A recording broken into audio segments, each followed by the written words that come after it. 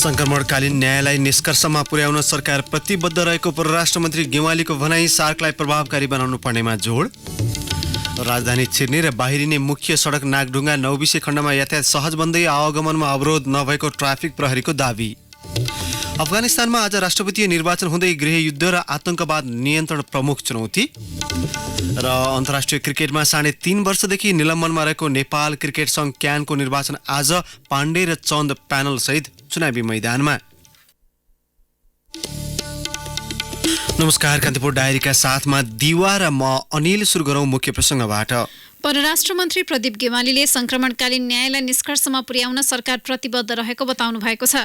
राष्ट्रसङ्घको 74औं महासभालाई केही बेर अघि सम्बोधन गर्दै परराष्ट्र मन्त्री गेवालीले बृहत शान्ति सम्झौता, अन्तर्राष्ट्रिय कानून, शहीद परिवार र पीडितको चासो तथा यथार्थका आधारमा सरकार न्याय निरूपणका लागि प्रतिबद्ध रहेको बताउनुभयो।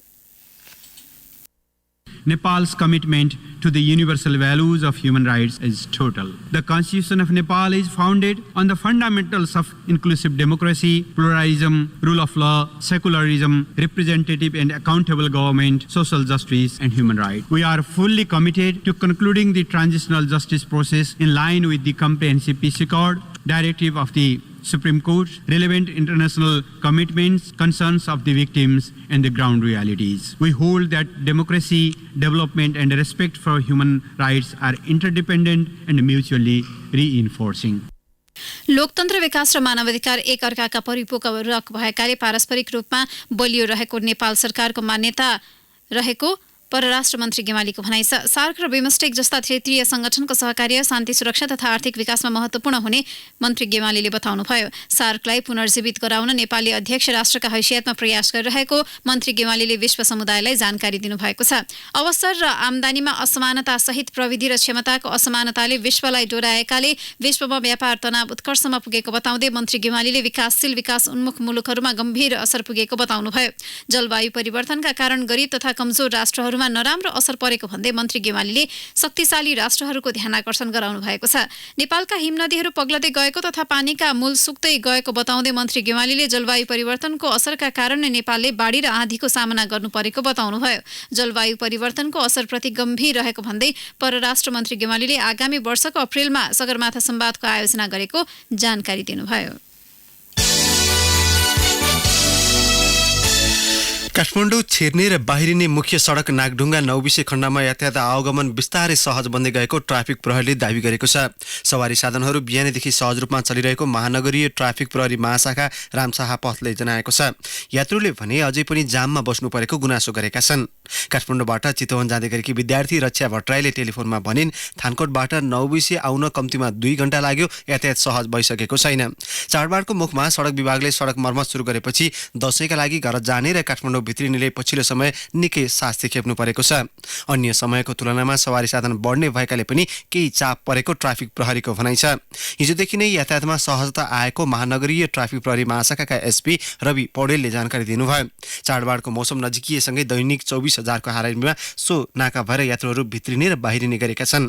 दशैंका बेलामा यो संख्या थप बढेपछि सडकमा चाप बढेको प्रहरीको भनाइ छ। यसैबीच चितवन र धादिङको सिमानामा पर्ने फिसलिङमा गैराती पहिरो जाँदा अवरुद्ध बनेको पृथ्वी राजमार्ग अहिले एकतर्फी रूपमा सवारी साधन सञ्चालनमा आएको छ। चाडपर्व नजिकिएसँगै तरकारीको मूल्य अस्वाभाविक रूपमा बढेको छ। कालीमाटी फलफुल तथा तरकारी बजार समितिको तथ्याङ्क अनुसार 20 दिनमा होलसेल मूल्य नै 289% सम्म वृद्धि भएको छ। लगातारको वर्षा र आयातित तरकारीमा मूल्य बढेपछि प्रभाव परेको व्यवसायीको दाबी छ। यद्यपि बिचौलियाका कारण मूल्य वृद्धि भएको उपभोक्ता अधिकार कर्मी गुनासो गर्छन्। यसै सन्दर्भमा हामीले वाणिज्य आपूर्ति तथा उपभोक्ता संरक्षण विभागका महानिर्देशक योगेन्द्र गौचनलाई टेलिफोन सम्पर्क गरी अनियन्त्रित रूपमा बढेको तरकारीको मूल्य किन नियन्त्रण हुन सकेन भनी सोधेका छौं।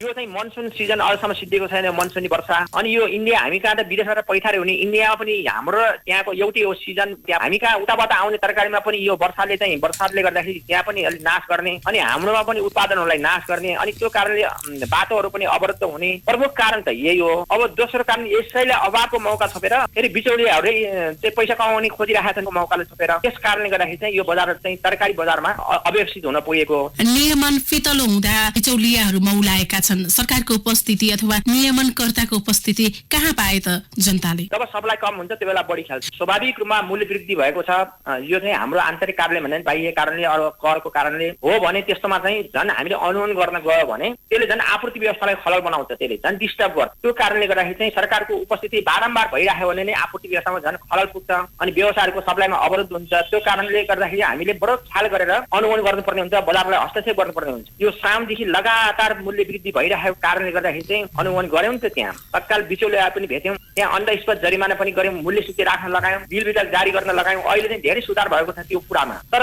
हाम्रो कन्ट्रोलमा छैन। यो प्राकृतिक प्रकोप मौसमीको कारणले गर्दाखेरि चाहिँ के असरहरू पर्छ। एक दिन मात्रै तपाईँले एउटाले हडताल गर्यो भने पनि बाटो अवरुद्ध भयो भने पनि यो तरकारी आउन पाउँदैन, पेरिसेबल आइटम बिग्रिन्छ अनि त्यसले गर्दाखेरि चाहिँ किसानको उत्पादन पनि बिग्रिन्छ अनि किसानले पनि भाउ नपाउने, यतातिर उपभोक्ताहरू पनि बढी अभावले गर्दाखेरि मूल्य वृद्धि हुने अनि त्यही बेला बिचौलिया खेल्ने। बिचौलियाले अनावश्यक पैसा लिइरहेका छन्, असुलिरहेका छन्, यो पनि थाहा छ। त्यसको बावजुद पनि तपाईँहरू कारबाहीका लागि चुक्नुको कारण चाहिँ के हो त?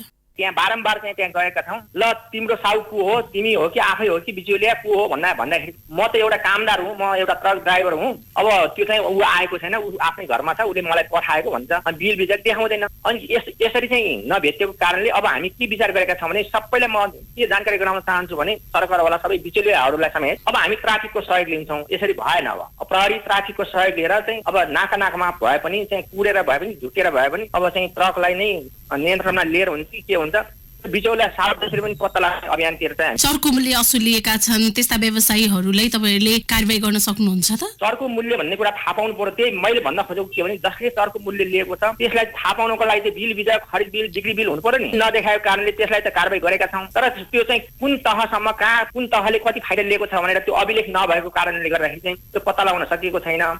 यो अलि ढिला भएन र अहिलेसम्म यो अभियान सुरु हुन नसक्नु? 20 दिनमा 280% भन्दा बढी मूल्य वृद्धि भनेको त यो अति भएन? मैले भनिहालेँ सबभन्दा प्रमुख कारण भनेको बिचौलिया मात्र होइन, प्रमुख कारण भनेको त अभावै हो नि। अब यो लगातार वर्षा परिरहेको छ, एउटा ढुवानीको साधन अवरुद्ध भयो भने पनि मूल्य वृद्धि हुन्छ। कालीमाटीमा जति आउनु पर्ने ढुवानी साधन त्यति आएनन् भने पनि मूल्य वृद्धि हुन्छ नि।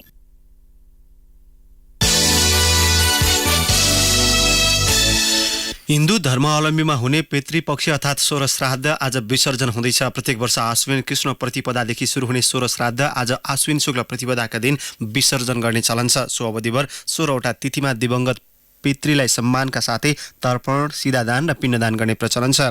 चाडपर्व, यज्ञ, यज्ञादि तथा ठूला कार्य गर्नु अघि पितृलाई श्रद्धा भक्तिका साथ सम्झिने वैदिक सनातन हिन्दू शास्त्रीय परम्परा अनुसार सोह्र श्राद्ध गर्ने गरिएको नेपाल पञ्चाङ्ग निर्णायक समितिका अध्यक्ष प्राध्यापक डाक्टर रामचन्द्र गौतमले बताउनुभयो। यो समयमा पितृले आश गरी बसेका हुन्छन् भन्ने शास्त्रीय मान्यता समेत रहेको छ।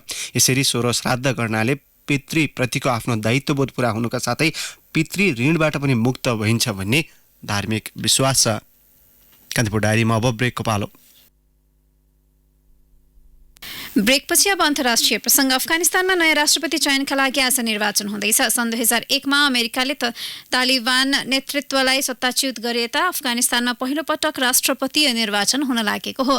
निर्वाचित हुने राष्ट्रपतिलाई 4 दशक यता अफगानिस्तानमा जारी गृहयुद्ध निर्वाचित हुने राष्ट्रपतिलाई 4 दशक यता अफगानिस्तानमा जारी गृहयुद्ध नियन्त्रण एवं आतंकवाद अन्त्य मुख्य चुनौतीको रूपमा रहेको छ। चुनावी मैदानमा 16 उम्मेद्वार उत्रिए पनि मुख्य प्रतिस्पर्धा वर्तमान राष्ट्रपति अशरफ घानी र अब्दुल्ला बीच हुनेछ।